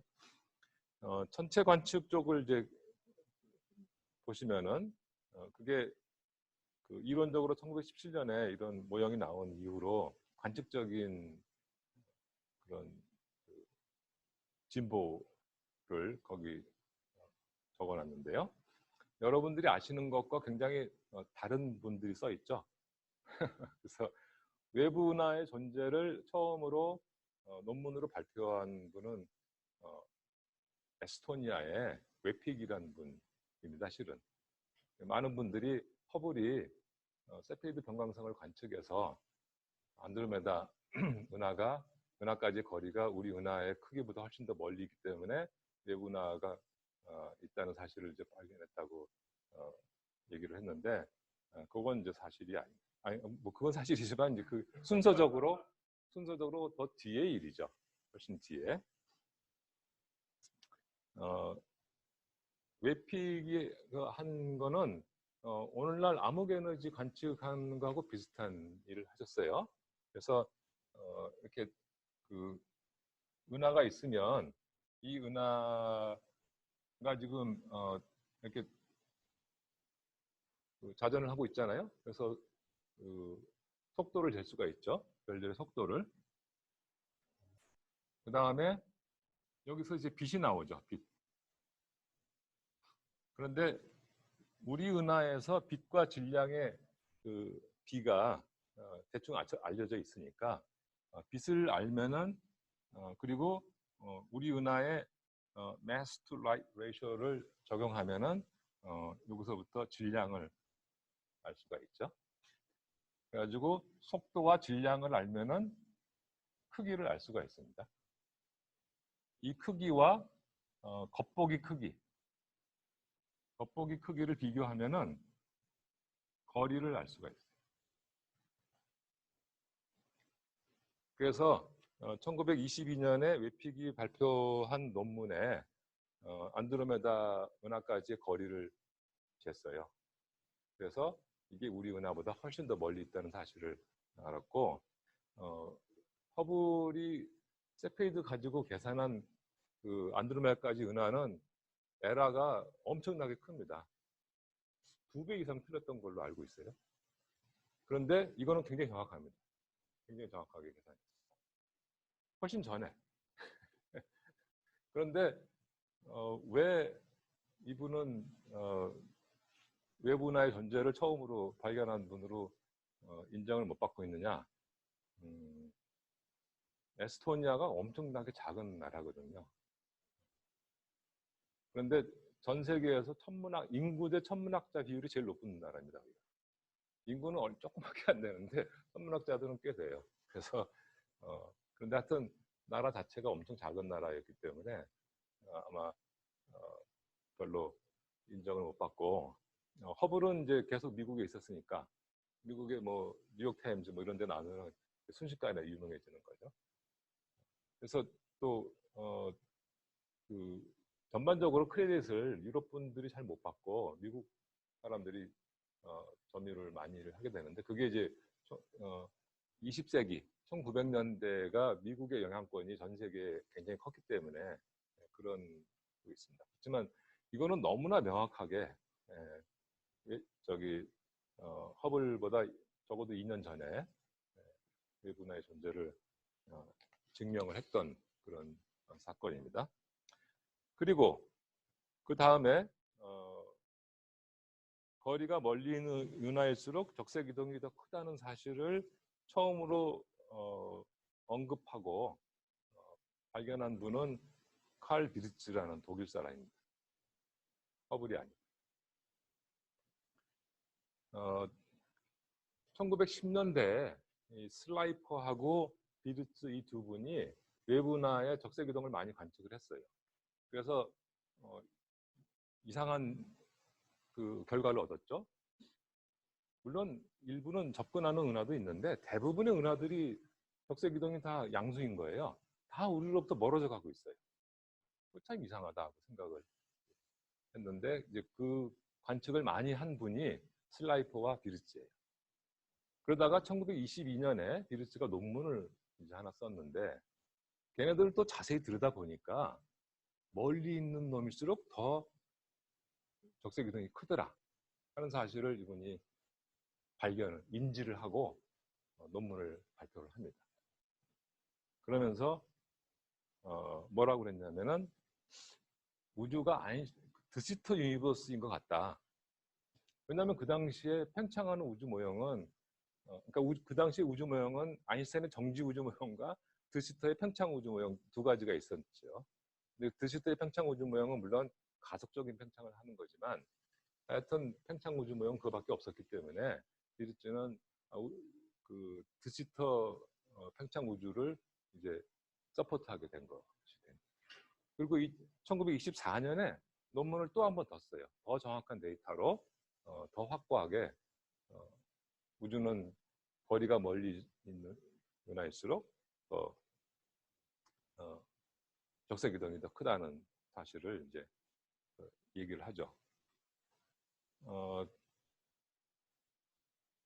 허블이 이걸 관측을 한 것은 이거 훨씬 후죠. 24년 11월인가? 10월인가 그때 관측을 했고 논문은 25년에 발표를 했습니다. 이 비르트 22년, 24년은 다 논문 발표 일수예요. 그보다 훨씬 더 전에 알았겠죠, 이분은. 근데 논문 발표는 24년이고 허블은 25년에 발표를 하게 됩니다. 그래서 이것도 사실 좀 역사에 있어서 수정해야 될 일이고요. 그 다음에 우주 팽창을 또 허블이 발견했다고 또 오랫동안 교육을 해봤었는데 사실 그것도 사실이 아니죠. 20년대 후반에 사실 25년부터 이 거리가 멀리 있는 은하일수록 적색 이동이 크다. 다시 말하면 후퇴 속도가 크다. 그런 사실을 설명하기 위해서 많은 이론, 우주론 학자들이 해석을 많이 내놨고요. 그때 이미 우주 공간이 팽창하면 그런 현상이 관측된다 하는 얘기들을 많이들 이제 하고 있었는데 그 중에서 그 얘기를 가장 분명하게 논문으로 발표한 사람이 르메이터입니다. 르메트리. 허블은 29년에 굉장히 숏 레포트로 그것을 그런 많은 토론이 있은 뒤에 그걸 다 듣고서 그것을 했는데 어찌된 일인지 그 앞에 여러 사람들이 한 얘기들은 다 무시되고 이제 허블만 남았다가 이거는 너무나 증거가 명확하기 때문에 이제 얼마 전에 이 허블 V 이퀄 HR 이 허블의 허블즈로를 이제 허블 르메트르로라고 이제 했는데 그것을 천문학자들이 투표를 해서 이제 정했는데 우리 박명근 선생이 한 말에 따르면은 박명근 선생은 반대했대요. 허블 르메트르로 하는 걸 반대했대. 왜 반대했느냐? 르메트르 허블 법칙이지 왜 허블 르메트르 법칙이냐 해서 반대했다 그러는데 네, 사실은 이제 크레딧은 더 여러분한테 가야 되고요. 아까 칼 비리츠 얘기를 한 얘기만 더 하면은 이 칼 비리츠 우리 K 커렉션이 있죠? K 커렉션. 그 적색 이동이 심한 은하의 스펙트럼이 장파장으로 이동하기 때문에 주어진 관측 밴드에서의 등급이 변하게 되는데 그 변하는 것을 이제 감안해주는 그 상수양이 K 커렉션입니다. 그 K 커렉션을 처음으로 한 분이 비르츠예요.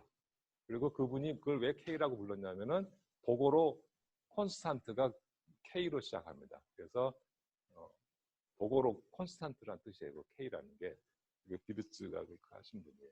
그러면은 아마 조금 더 이분이 뭘 했는지 와닿겠죠. 그래서 굉장히 중요한 일을 하셨고 사실 그 허블 르메트르 법칙은 이분이 처음으로 제안한 거죠. 근데 이제 허블이 그 이름에 붙은 이유는 그림을 그렸어요. 어저께 그 플랫을 이렇게 찍었죠.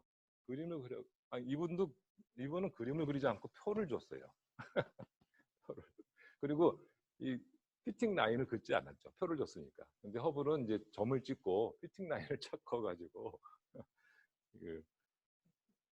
좀 더 시각적으로. 근데 그거는 훨씬 더 뒤의 얘기고. 그래서 이 르메트르의 일이 소개가 되지 않다가 이분은 파란 네덜란드의 그로닝겐에서 공부를 하고 거기서 연구를 하다가 라이덴에 가서 이제 교수로 있었는데 벨기에 저널에 그 논문을 발표해서 영어로 안 쓰여 있으니까 사람들이 이제 많이 읽지를 못한 거예요. 그랬다가 나중에 영어로 이걸 번역을 이제 다른 사람이 해줬는데 영어로 번역을 할 때 이 우주 팽창 해석 부분을 빼놓고 번역을 했어요. 그래서 그 논문이 이제 여전히 늦게까지 안 알려지다가 1931년에 그 영국 그 왕립천문학회 초청을 받아서 특별 콜로퀴움 강연을 하게 됐는데 그때 프리미벌 애텀 오늘날의 대폭발 우주 모형의 그 핵심 아이디어를 1931년에 영국 왕립학회 콜로퀴움에서 발표를 하게 됩니다. 그래서 이제 우주 팽창을 벨기에 저널에 발표한 1927년을 빅뱅 우주 모형의 연도로 봐야 될지 1931년을 봐야 될지 좀 확실치 않은데 여하튼 둘 다 르메트르 이분이 하신 겁니다. 그래서 가운데를 다시 보면은 1931년에 르메트르 대폭발 우주 모형이 팽창하는 우주 모형이에요. 진화하는 우주 모형. 그런데 1917년에 나온 이제 아인슈타인의 장방정식을 이제 아인슈타인과 드시터가 특별한 경우 두 경우의 해를 구한 거거든요. 그런데 1922년과 24년에 프리드만이라는 분이 이렇게 그보다는 훨씬 덜 특별한, 그러니까 그냥 우주가 균일 등방하기만 하면 되는, 그 안에 우주 상수도 있을 수 있고 우주가 양의 공률, 음의 공률을 가질 수 있고 평탄한 우주도 가질 수 있는 그런 여러 가지 경우. 다만 우주는 균일 등방. 그런 경우에 일반적인 해를 이제 발견을 하게 됩니다. 그래서 이거는 이제 수학적인 해고 그 중에서 팽창하는 우주 모형, 우주는 팽창하고 있는 중이다 하는 것을 1931년에 르메트르가 발표를 하게 되는 거죠. 그런데 이 당시만 해도 우주는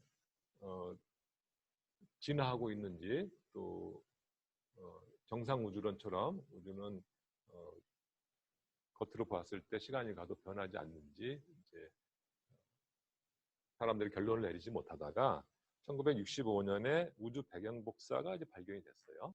그래서 이 우주 배경 복사 발견에 대한 연구로 두 차례에 걸쳐서 노벨상이 나갔는데, 물론 2019년에 짐 피블즈의 노벨상은 우주 배경 복사 발견만 갖고 한 건 아니에요. 경로상으로 오랫동안 일하셨다 해서 이제 경로상으로 받으신 건데, 저는 이제 이분의 제가 작년에 한국천문학회에서 노벨상 해석 강연을 하면서 이분의 업적을 세 가지 제가 나열을 했는데 그 중에 하나가 우주 배경 복사 발견입니다. 1978년에 노벨상 받으신 분은 펜치아스와 윌슨이라는 분이 받았고 1919년에 노벨상은 짐 피블즈가 받았죠. 외계 행성 관측하신 분이 또 받았지만 어쨌든 우주 배경 복사가 흑체 복사라고 하는 것이 존재하고 그 흑체 복사가 있다는 사실은 우주 먼 과거에 물질과 열적 평형 상태에 있었던 그런 과거가 있었다는 거죠. 그래서 과거에는 고온 고밀도 상태에 있었기 때문에 우주는 진화해 왔다 하는 겁니다. 그래서 우주 진화설이 이때부터 이제 표준 모형으로 됐고 대폭발 우주 모형이 각광을 받게 된 것이죠. 그래서 우주 배경 복사 발견 이후로 처음으로 좀 우주 모형이라고 싶은 좀 제대로 된 우주 모형이 등장을 했어요. 그래서 우주는 대폭발 우주 모형처럼 우주 공간이 이렇게 감속 팽창을 이제 계속 해오고 있는 시간에 따라서 우주의 임의의 두 점 사이의 거리가 시간에 따라서 이렇게 그 빛 우세 시기에는 시간의 2분의 1승으로 또 물질 우세 시기에는 시간의 3분의 2승으로 이렇게 팽창해가는 대폭발 우주 모형 중에서 이상한 물질이 없는 그런 이제 경우인데요. 이런 공간 팽창을 우주가 겪어왔고 그 중에서 우주 안에는 빛과 중성미자와 또 여러 가지 물질이 있지만 이제 질량의 중요도로 봤을 때 바리온 물질, 양성자, 중성자 말이죠. 가스죠, 가스. 이런 물질로 우주는 채워져 있었고 태초에 어떻게 해서 물질 분포에 높낮이가 생겼는지는 모르겠지만 그 초기 조건에 어떤 물질 요동이 있어가지고 그 물질 요동이 중력에 의해서 밀도가 높은 곳에서는 천체가 생기고 밀도가 낮은 곳에서는 공간이 더 팽창해서 천체가 안 생기는, 그래서 중력 불안정성 이론에 따라서 천체가 생겨났다 하는 천체 생성 이론입니다. 그래서 시 공간과 물질 성분과 천체 생성 시나리오를 포함한 최초의 우주 모형이 1970년대에 만들어졌습니다. 다시 이제 우주 모형으로 가면은 맨 위가 아까 말씀드린 1970년대에 그런 간단한 상식적으로 우리가 쉽게 받아들일 수 있는 우주 모형이죠. 자, 그런데 1980년대 들어가면서 우주 모형에 이제 고민이 이제 생기게 됩니다. 이제 그게 뭐냐면은 사실 이제 여러분들은 이미 제 강의를 들었기 때문에 이해하기가 쉬운 상태에 와 있었습니다. 이 앞에 얘기들을 안 하고 이 우주 역사, 현대 우주론 역사를 설명하려면은 이 건건이 다 걸리게 되는데 이제 쉽게 되죠. 저 오른쪽을 보시면은 1930년대부터 암흑물질의 존재가 이제 인지되기 시작을 했단 말이죠. 그래서 지금 1970년대 우주 모형에 우주를 채우고 있는 물질 성분 중에 암흑물질이 없죠. 그래서 그 암흑물질이 이제 들어가야 된다는 거고요. 그 다음에 이 1970년대 대폭발 우주 모형은 여러 가지 넌센스가 있어요. 넌센스. 그 여러 가지 넌센스 뭐 여러 가지가 진짜 있는데 그 중에 한 가지만 말씀드리면은 자, 여기 지금 우주의 한 점에서 우주 전체를 이렇게 지금 둘러보고 있습니다. 그래서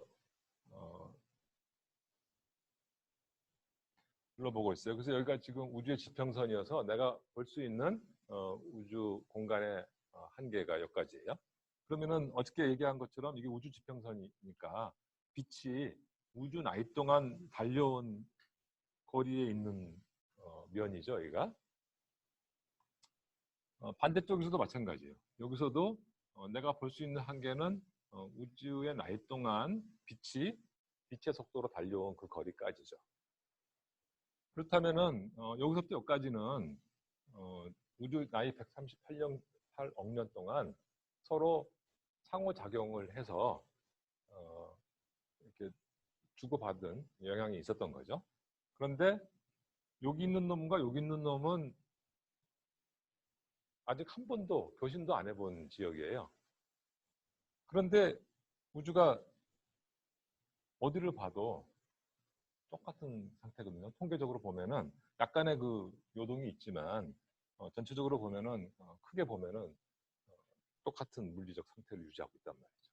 이쪽을 봐도 온도가 2.728도, 여기를 봐도 2.728도, 뭐 이런 식으로. 그러니까 한 번도 거신하지 못한 지역의 우주의 물리적 상태가 똑같다는 사실은 너무나 부자연스러운 거죠. 이게 이제 대폭발 우주 모형에서 설명 못하는 그런 문제 중에 하나입니다.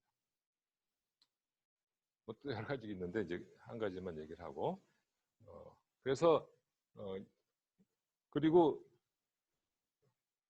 또 하나는 아까 우주 모형에서 천체가 우주 초기에 생겨난 이유를 알 수 없이 생겨난 어떤 요동이 성장을 해서 오늘날의 천체가 됐다고 했는데, 다시 말하면은 기존의 빅뱅 우주 모형에서는 요동의 기원을 설명 못해요. 없는 거죠. 왜냐하면 이거는 완전히 그냥 균일 우주예요. 균일 등강 우주. 요동이 전혀 없는. 그런데 급팽창, 인플레이션이라는 현상이 우주 초기에 일어났다면은 물질 요동이 처음에 생겨나는 것을 설명할 수가 있어요. 우주를 가속 팽창시켰던, 인플레이션을 시켰던 그 물질의 양에 걔도 요동이 있어가지고 어느 지역은 조금 더 팽창이 더 지속되고 어떤 지역은 좀 덜 지속되고, 그러니까 가짜 진공에서 진짜 진공으로 전환이 되는 그 시점이 조금씩 다르면은 어디는 고밀도, 어디는 저밀도가 이렇게 이제 되는 거죠. 그래서 밀도 요동의 발생 메커니즘이 인플레이션 그 시나리오에 있다는 겁니다. 그래서 자연스럽게 그 설명이 되고, 또 여러 가지 예측을 하게 되는데 그 예측이 지금 관측을 해보면 다 맞아요. 그리고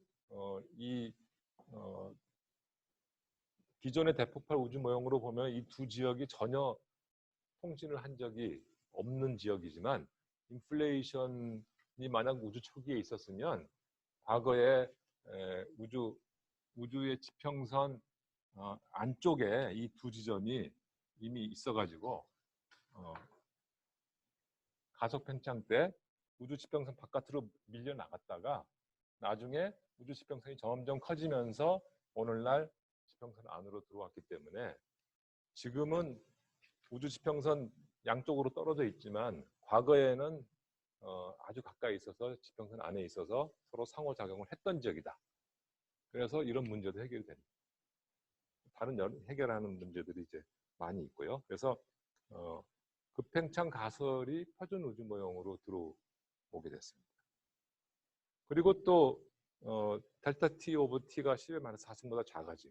그러니까 우주 배경 복사를 사람들이 그 당시 이제 온도 요동을, 이게 평균적으로는 2.728도인데 이 평균에 대해서 어디는 온도가 좀 높고 어디는 좀 낮고 이제 그거 있단 말이에요. 그래서 1965년에 우주 배경 복사라는 것이 있다는 사실은 발견을 했는데, 아까 말씀드린 것처럼 우주에 천체가 있기 때문에 우주에는 밀도 요동이 있었고 그 밀도 요동 때문에 온도 요동이 존재해야 되는데, 온도 요동을 측정을 해보니까 예측된 온도 요동은 1000분의 1도인데 관측이 안 되는 거예요. 그래서 1980년대에 이미 10,000분의 1도, 10,000분의 1보다 더 작다. 그 어퍼 리밋이 점점 내려가고 있는 그런 상태였어요. 그래서 10,000분의 1보다 작으니까 이제 도저히 아까 제가 암흑물질의 필요성에 그 예를 들면서 천체의 밀도 요동이 10,000분의 1에서 오늘날 1 정도로 10만 배 성장했다 하고 말씀드렸죠. 빛의 분리 시기, 우주가 지금보다 1000배 작았을 때부터 지금까지 1000배 팽창하는 동안에 밀도 요동이 7만 배 늘었다. 근데 이제 1980년대 나중에는 이제 92년에 결국 10만 분의 1이라는 걸 밝혀졌지만 1980년대에는 10,000분의 1보다 더 작다. 이제 이렇게 측정이 되고 있었는데, 따라서 암흑물질이 없이는 이걸 설명을 할 수가 없게 된 겁니다. 그래서 암흑물질이 도입이 됐어요. 그래서 이렇게 보시면은 시공간 진화에서 급팽창이 도입이 됐고, 또 우주 배경 복사의 온도 요동의 어퍼 리밋이 점점 내려가면서 암흑 물질이 들어와야만 되는, 그래야 천체 생성을 설명할 수 있는 그런 상황이 된 겁니다. 그래서 1980년대 중반에 개선된 우주 모형이 만들어졌는데, 그것이 소위 표준 차가운 암흑 물질, 스탠다드 콜드 닥 매터 모델. 스탠다드, 당시는 스탠다드라고 그랬죠. 지금은 이제 폐기됐지만 1980년대 차가운 암흑 물질 모형인데, 시공간에 이제 두 가지가 된 거예요. 요 앞에 이렇게. 그래서 이때 요 인플레이션이 요 앞에 들어가게 된 거예요. 여기 들어갔고, 그 다음에 우주의 물질에 빛과 중성미자 발현에다가 암흑 물질이 이제 추가됐죠. 그리고 이 인플레이션 때 생겨난 요동이 나중에 중력 불안정에 의해서 성장해서 해체가 됐다 하는 보다 완결된 그런 시나리오가 만들어졌죠. 그리고 이 모형은 우리가 알고 있는 모든 그 관측 사실을 팩터 2로 다 설명을, 팩터 2 이내의 오차로 다 설명을 할 수 있습니다. 그 팩터 2로 벌어지는 그 대표적인 오차 하나가 뭐냐면 우주의 나이였어요. 네. 그래서 이 당시에 우주의 나이는 100억 년에서 200억 년 사이다. 이렇게 아주 그냥, 100은 어디서 나왔냐면은 이 모형의 우주 나이가 100억 년 정도밖에 안 나와요. 200은 어디서 나왔냐면은 구상성단의 나이를 재보니까 200억 년. 그래서 둘이 말이 안 되지만, 하여튼 그러면 대충 우주의 나이가 100에서 200억 사이일 거다 하고 이제 얘기를 한 거죠. 하지만 그 이상 틀리지는 않아요. 그래서 모든 걸 다 팩터 2로 설명할 수가 있었습니다. 그러다가 1992년에 중요한 사건이 두 개가 이제 일어났는데요. 하나는 1992년 2월로 제가 기억을 하는데, 코비라는 인공위성이 띄어가지고 온도 요동을 드디어 측정했어요. 계속 어퍼 리밋이 내려가다가 이것이 10만 분의 1이다 하는 사실을 딱 측정을 했습니다. 드디어 약 7도 정도의 그 각 규모에서 10만 분의 1의 온도 요동을 갖는다 하는 사실이 측정이 돼요. 요거 그 조지 스무트가 노벨상 받았죠. 그리고 같은 달 은하의 밀도 요동의 파워 스펙트럼이 측정이 됐습니다. 아까 제가 파워 스펙트럼 잠깐 그림을 그렸었는데 보이나요? 아까 파워 스펙트럼 이렇게 그렸죠? 파워 스펙트럼. 이 파워 스펙트럼이 최초로 측정이 됐어요. 그랬더니 차가운 암흑물질 모형하고 딱 맞게 된다 하는 사실을 관측을 했는데, 이 차가운 암흑물질 중에서 이 표준 모형은 이런 어떤 상태냐면은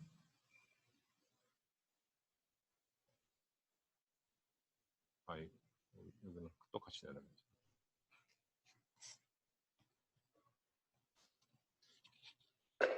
네, 요게 표준 암흑 물질 이렇게 됐고, 관측된 사실은 이제 이렇게 돼서, 요거는 오메가 메터가 한 0.3 정도 되는 그런, H가 만약 0.7이면 말이죠. 허블 상수가 0.7이면 그 정도 되는 우주 모형하고 잘 맞는 파워 스펙트럼 관측치가 측정이 됐어요. 그래서 이 1980년대 중반에 등장한 차가운 암흑 물질이 맞지 않는다는 사실이 이제 알려지게 된 거죠.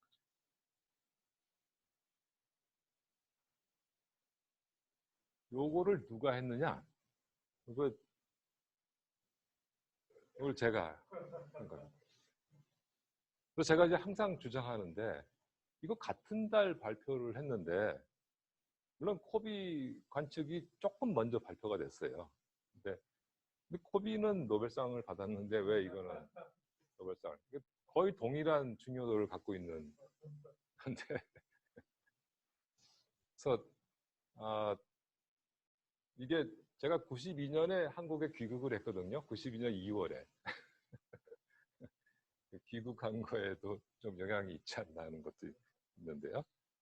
자, 그 다음에 밑에 거는 이제 이미 알고 있는 사실입니다. 98년에 우주 가속 팽창이 발견이 됐죠. 그래서 이제 암흑에는 이제 필요성이 등장을 하게 됐고, 그리고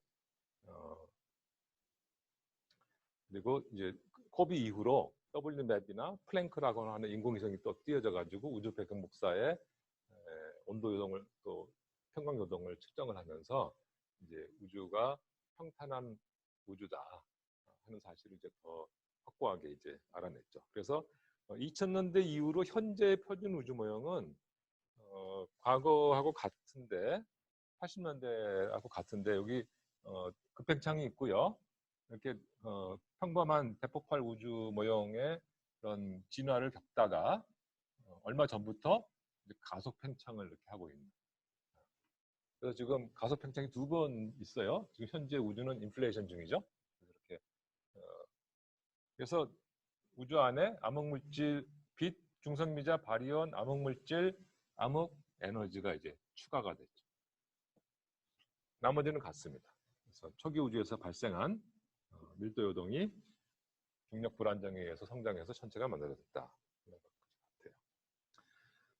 그래서 이제 앞으로 2020년대와 30년대, 2020년대 지금 우리가 막 들어섰고 30년대를 이제 바라보고 있는데 여러 장비가 서로 건설이 되고 또 우주 배경 복사도 이제 초기 우주를 관측하기 위한 그런 노력이 이제 진행이 되면서 또 새로운 우주 모형의 변화가 있을 거라고 예상이 듭니다.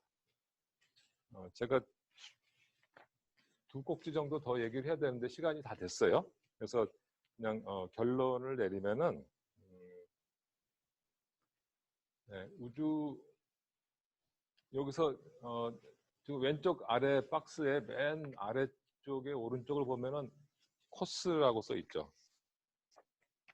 코스. 그냥 이름을 제가 그렇게 붙인 건데 어저께 그 황호성 박사님이 이제 설명을 할 때 천문연구원에서 진행되고 있는 차세대 사업 중에 하나로 다천체 분광 사업을 이제 얘기를 했습니다. 그래서 거기에 코스는 코리안 스펙트로스코픽 서베이라는 것을 제가 그렇게 쓴 거고요. 그냥 임시로 이름을 이렇게 쓴 거고 앞으로 우주론이 특히 우리 한국 땅에서 발전을 하려면은 지금 당장 2가지의 큰 노력을 기울여야 됩니다.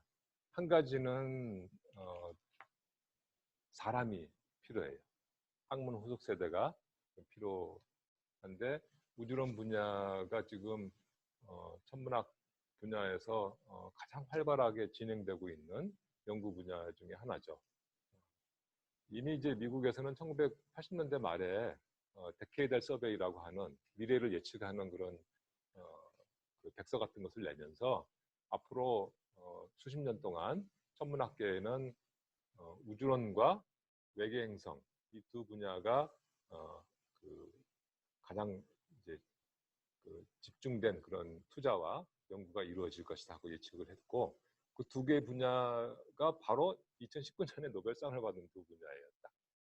그런데 여전히 이 2 분야는 지금 굉장히 활발하게 투자가 되고 있고 연구가 되고 있는데 거기에 비해서 우리 한국 천문학계에는 외부나 천문학과 우주론 분야의 연구자가 굉장히 부족한 상태입니다. 그래서 앞으로 할 일이 많이 있고 하기 때문에 이 분야의 후진들이 필요하고요. 2번째로는 우리 한국에 지금 그 이론 연구나 또 관측 데이터 분석 연구, 또 시뮬레이션 연구는 이미 세계적인 수준에 도달해 있습니다. 그런데 이 연구들은 모두 관측 그 사업에 기반해서 위에 벌어지는 활동이에요.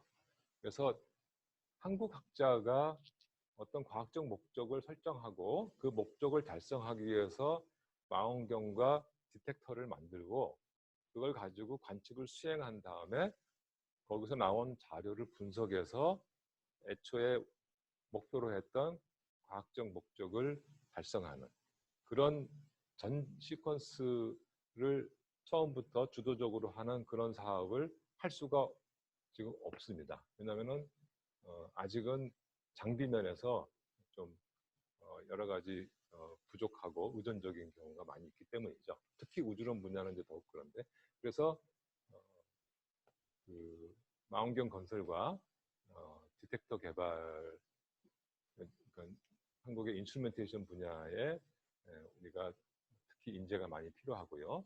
또 투자가 많이 이루어져야 할 것입니다. 그래야 이제 지금 저기 적은 한국의 금강 탐사 같은 것도 시작할 수 있겠죠.